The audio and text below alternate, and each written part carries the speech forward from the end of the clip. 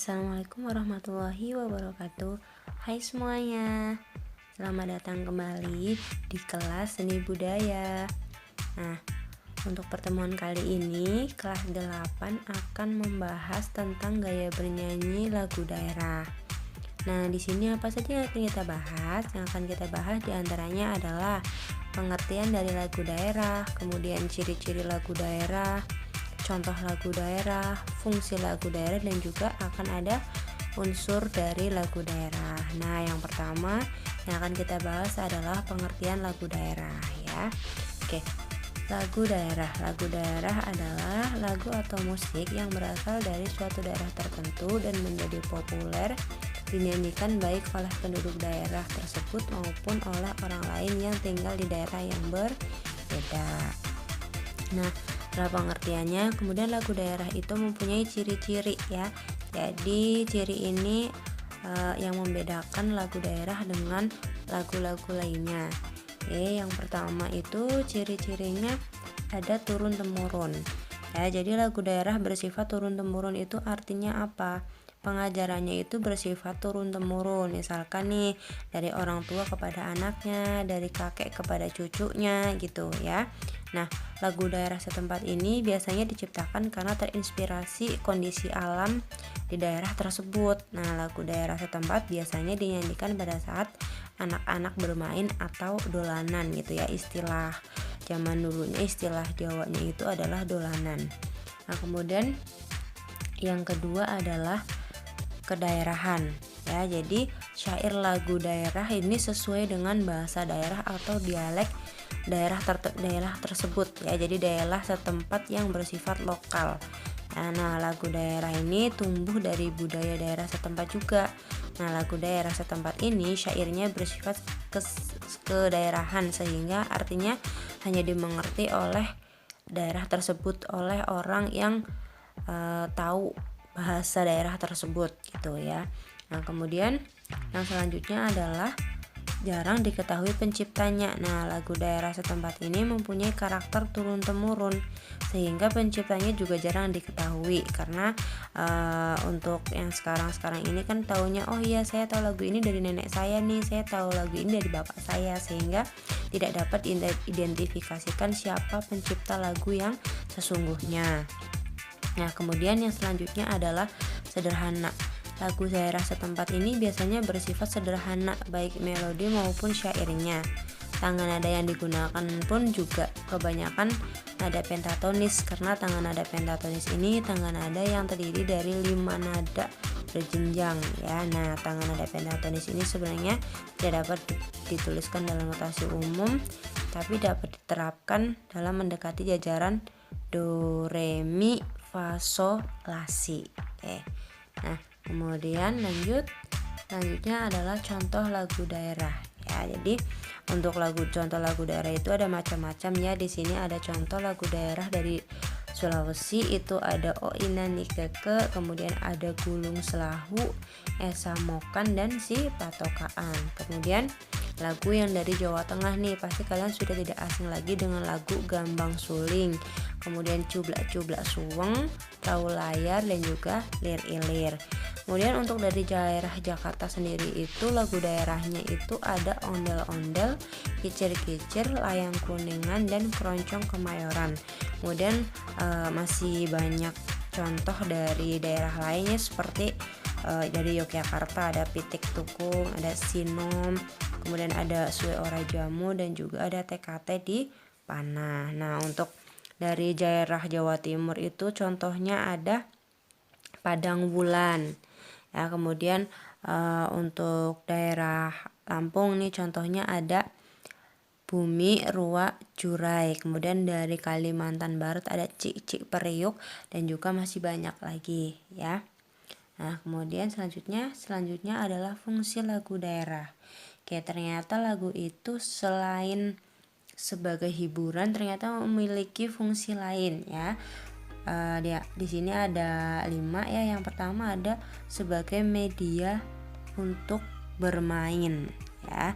Nah, jadi untuk bermain ini Maksudnya lagu daerah ini sering digunakan sebagai media bermain seperti lagu Cublak-Cublak Suweng ya itu, kemudian ada Ampar-Ampar Pisang gitu kan, ada tuh anak-anak yang suka main dengan cublak-cublak suweng gitu ya, dengan cara tangan telunjuknya, jadi telunjuk itu ditempelkan ke telapak tangan gitu ya. Kemudian yang selanjutnya adalah sebagai media komunikasi. Nah, jadi irama kentungan,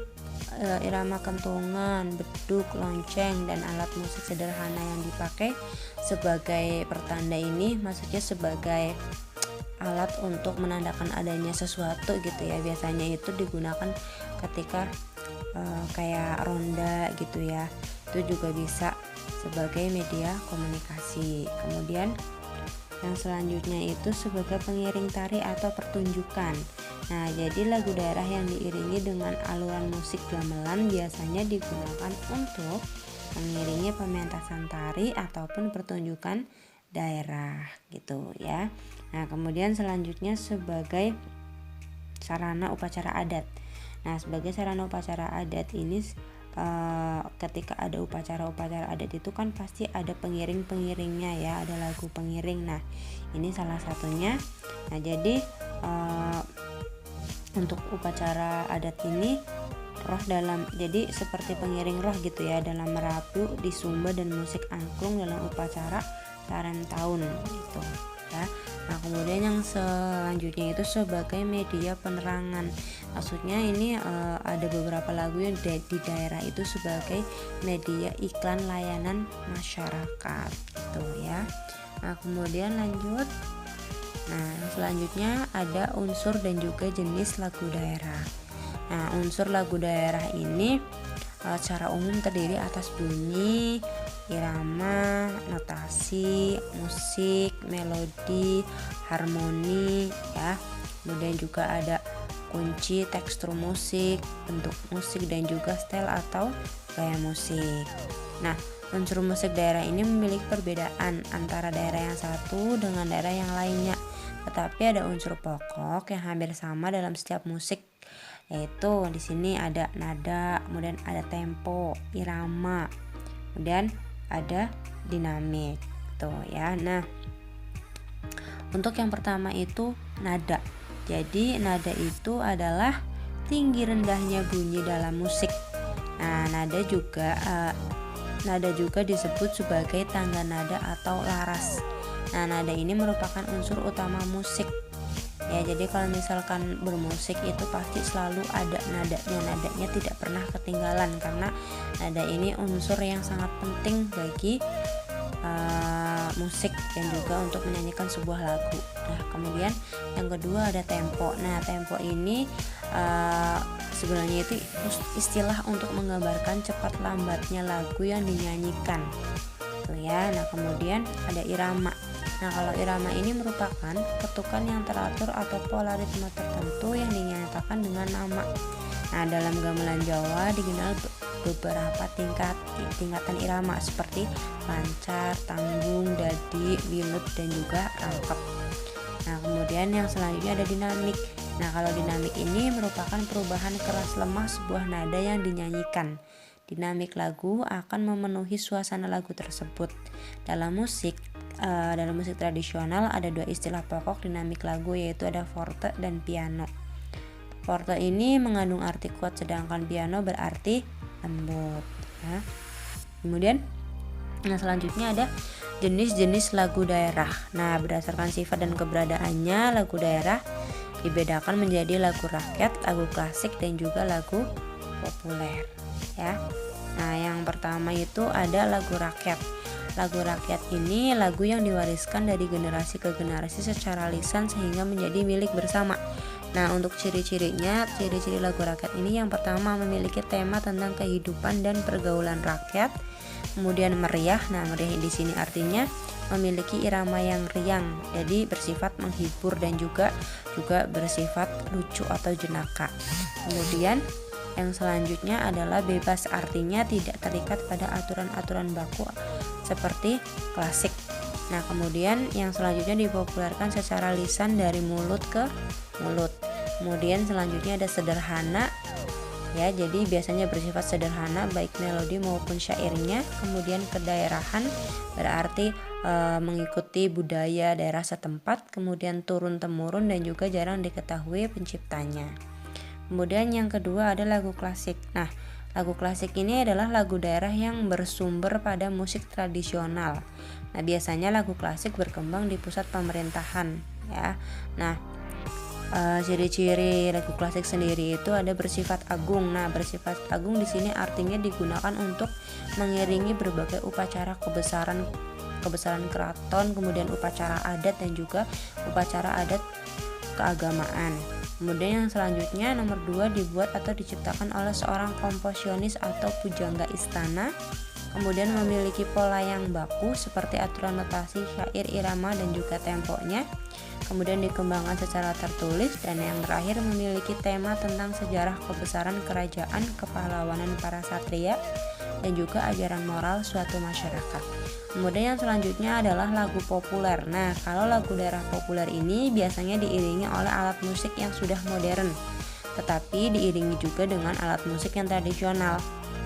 Jadi tidak jarang juga lagu daerah populer ini biasanya diiringi oleh alat musik yang berkolaborasi. Jadi ada alat musik modern dan juga ada alat musik tradisional secara bersamaan, ya. Lagu daerah populer ini banyak dijumpai dalam masyarakat nih. Contohnya ada Manuk Dadali yang berasal dari Jawa Barat, lagu Cik Cik Periuk berasal dari Kalimantan Barat, dan juga lagu Tan Mahurang berasal dari Sulawesi Utara, ya.